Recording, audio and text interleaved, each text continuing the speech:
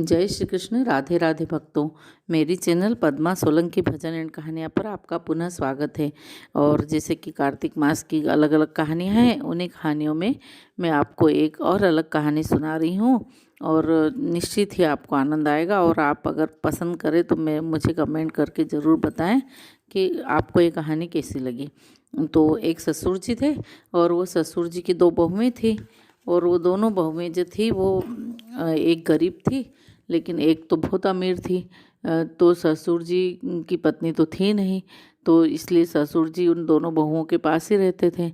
तो कार्तिक का महीना आने वाला था तो ससुर जी ने पहले सोचा मैं बड़ी बहू को पूछूं, और बड़ी बहू को के पास गए और उससे कहा कि बहू, मेरा मन है कि मैं कार्तिक का स्नान करना चाहता हूँ, क्योंकि कार्तिक स्नान के बाद जोड़ा भी जिमाना पड़ता है, सब कुछ करना पड़ता है, रोज़ पूजा के लिए भी तैयारी करना पड़ती। ससुर जी जो थे वो बहुत बूढ़े थे, तो उन्होंने पूछा बड़ी बहू से, क्योंकि वो अकेले ही तो सब कुछ नहीं कर सकते थे ना।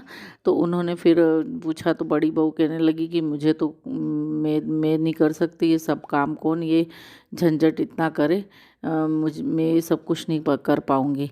तो जब ससुर जी ने सोचा अब दूसरी बहू को मौका देना चाहिए, तो वो गरीब वाली बहू के पास चले गए और गरीब वाली बहू से पूछा कि क्यों बहू, मेरा मन कार्तिक स्नान करने का है, क्या तुम मुझे मैं कर लूँ। तो छोटी बहू ने कहा, वो मन की बहुत अच्छी थी, भले ही उसके पास धन संपत्ति नहीं थी, लेकिन उनने कहा कि ठीक है पिताजी, आप ज़रूर स्नान कर लीजिए, मैं आपकी सारी तैयारी कर दूंगी। मैं शाम को कपड़े भी रखना पड़ते थे और पूजा का सामान ये सब रखना पड़ता था। तो ससुर जी की रोज़ डलिया जमा देती थी वो शाम को, और ससुर जी रोज़ जो थे वो नहाने चले जाते थे।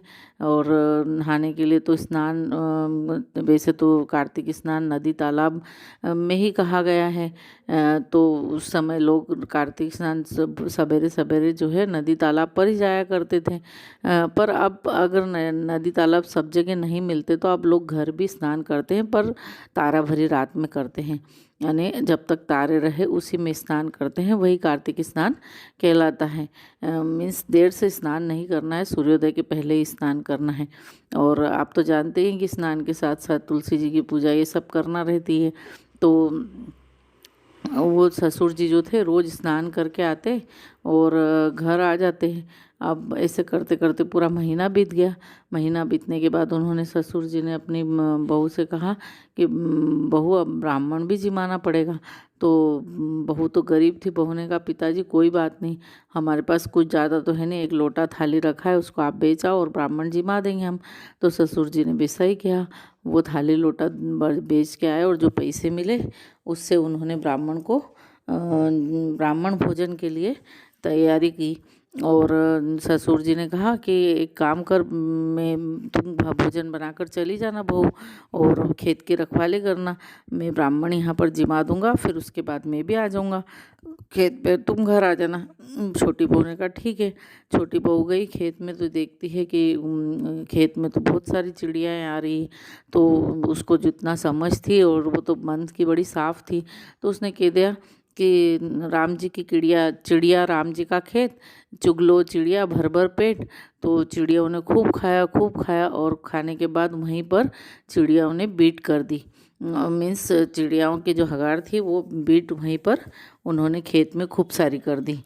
तो अब क्या हुआ कि जब ससुर जी घर से अब वापस आए खेत में, तो क्या देखते हैं कि वहाँ पर तो सोने चांदी हीरे मोती पड़े हैं, सोने चांदी नहीं, हीरे मोती पड़े हैं।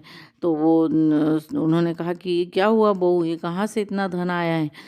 तो बहू बोली कि मुझे तो कुछ ज़्यादा मालूम नहीं, मैं आई यहाँ तो चिड़िया खाने आ रही थी, तो मैंने उनको ऐसा कह दिया कि राम जी की चिड़िया राम जी का पेट, राम जी का खेत, चुगलो चिड़िया घर घर भर भर पेट। तो इस प्रकार से मैं कहती रही और चिड़ियाओं ने खूब खाया और साथ साथ में बीट भी यहाँ कर दी।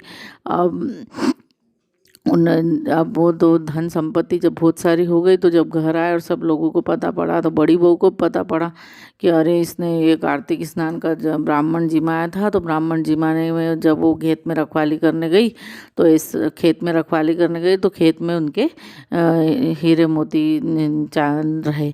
तो सोचती अब कब आएगा कार्तिक, क्योंकि कार्तिक कोई अगले महीने तो आने वाला नहीं था, पूरा साल भर इंतज़ार करना था। और वो मन मन में से सोचती रही, पछताती भी रही कि मैंने क्यों नहीं कहा इनको जिमने के लिए, मतलब नहाने के लिए मैंने हाँ क्यों नहीं करी।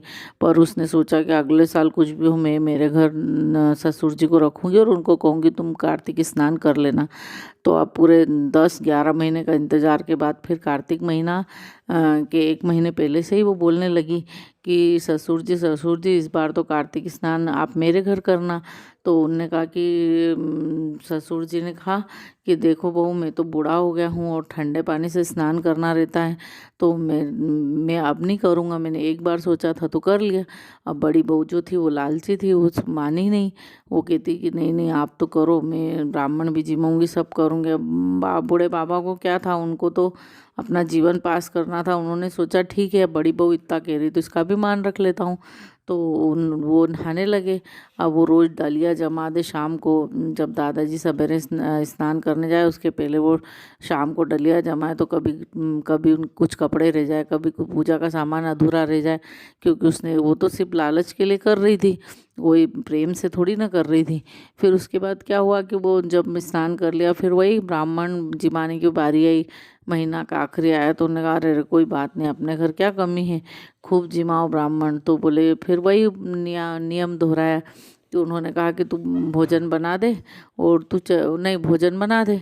तो उसने कहा मैं भोजन बना के मैं खेत में चली जाऊंगी, क्योंकि उसको तो खेत में जाना था। खेत में अन्न धन जो जो भी उसको धन संपदा मिली थी, पर उसको ये नहीं मालूम था कि क्या कहना है।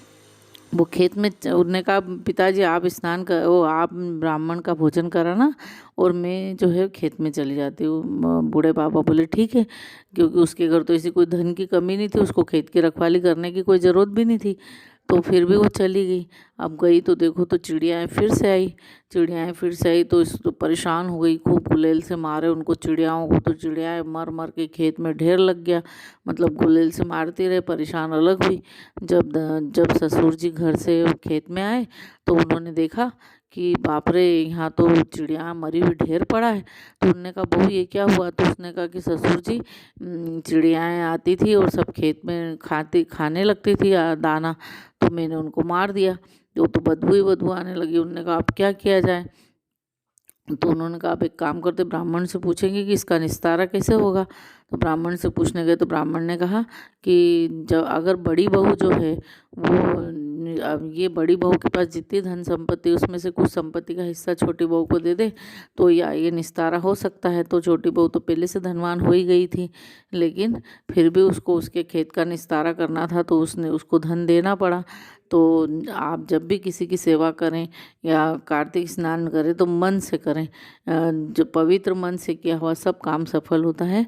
तो जैसे छोटी बहू को कार्तिक स्नान का फल मिला ऐसा सबको मिले, और बड़ी बहू को जैसा मिला ऐसा किसी को न मिले, इसलिए लालच का फल हमेशा बुरा होता है।